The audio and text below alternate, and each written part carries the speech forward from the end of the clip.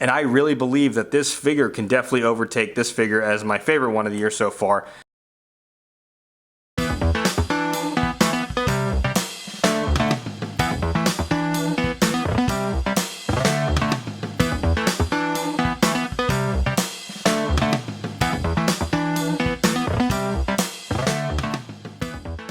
Hey, what's happening, YouTubers? We're back with a brand new action figure review, and today we're going to take a look at the new McFarlane Toys DC Multiverse Batman Superman Fusion, based on the appearance in Batman Superman World's Finest. And as you can see, it's got the platinum sticker on there, meaning it's a platinum edition, meaning this is worth $8,000. Now, but seriously, I have the regular release version in my pile of loot on BBTS's website, but I found this at my local Walmart, which is awesome because, you know, everyone's doing this whole race to get platinum figures at Walmart, and it worked.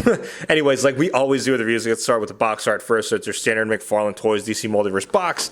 On the side, you have the DC Multiverse logo, Batman Superman Fusion, Batman Superman World's Finest. On the back, you see the image artwork of the fused together Batman Superman. It's kind of got this Dragon Ball Z vibe going on now.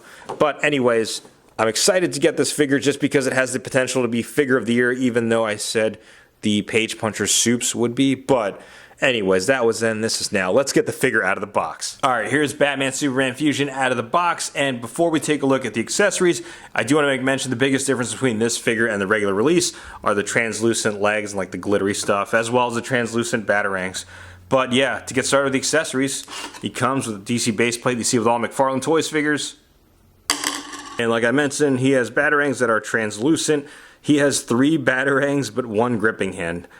I don't quite get it, but cool. So in terms of hand sculpts, he only has 3 individual hands. So he has 1 right-fisted one, a gripping left hand, and then an open left hand, which is interesting. I thought they would have given him at least another fisted hand, but it is what it is. Now let's take a look at the figure itself. We get started with the head sculpt first, which I gotta say, it's simplistic, but it's effective and looks dope in my opinion. It's not reusing the Superman Speeding Bullets head sculpt just because the cowls on that one was short and this one's a little bit longer.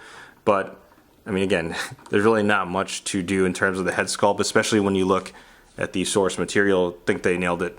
And in terms of the rest of the figure, like I mentioned, it is reusing the Speeding Bullets body mold, which not a lot of figures are using that. I wonder why, because I think it's a pretty good body mold. You can see the textured pattern right there that was on the original Superman Speeding Bullets. But yeah, I find it fitting that I'm doing the review, and of course it's the Dragon Stars, you know, Dragon Ball Z base right here. I find it ironic because Dragon Ball Z is notorious for that fusion between Vegeta and Goku, and now we have one with Batman and Superman. One thing I really like about the figure is the emblem, this kind of warped, you know, fusion, if you will. Oh, stupid. The fusion of the Batman Superman emblem, and on the back you can see it as well. So, man, this just looks so gnarly in my opinion.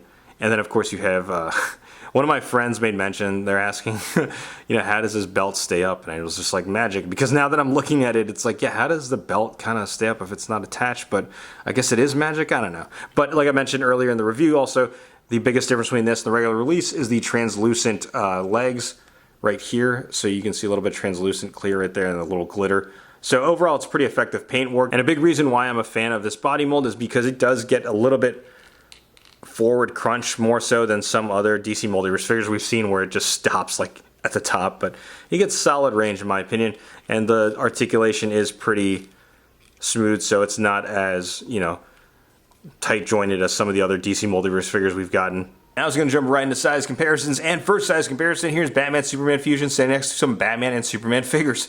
Appropriate, right? But on the left we have the, you know, quote-unquote classic Superman, which I've gone ahead and did some customization. Feel free to check out my video I uploaded a couple months ago how I did that. And on the right we have the Nightfall Batman, aka the best Batman figure. Next size comparison, here's Batman Superman Fusion standing next to some other DC Multiverse figures, some gold label specific ones.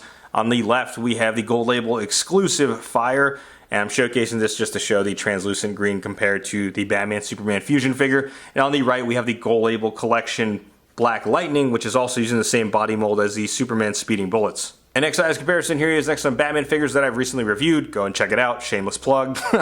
But here he is next to the Adam West Batman on the left, and the best Dick for your buck on the right, aka the Dick Grayson as Batman figure. And, you know, this is the first time in a while I've actually bought, you know, all 3 figures from a wave. And the reason why I say this is because these all were technically a quote-unquote wave. and I think they knocked it out of the park, especially with this Batman Superman fusion figure. Next size comparison, here he is standing next to a Tesla that a very special friend of mine got for me. Alright, some overall thoughts on the figure. I like it a lot. This has potential to overtake that Page Puncher Superman as the DC Multiverse figure of the year. And the reason why is because it's just such a gnarly concept, combining Superman and Batman to one entity and one character. Now, I know it's been done before in the comics, and it's been done before with other characters, I get that. But in figure form, it really came out well. Now, I know it's reusing the Speeding Bullets Superman figure, but the paint applications look so gnarly. So does the emblem. I think that's what I'm a really huge fan of. It's just the execution on the emblem, and the platinum version with the execution on the translucentness and the paintwork and the glitter, the shiny glitter.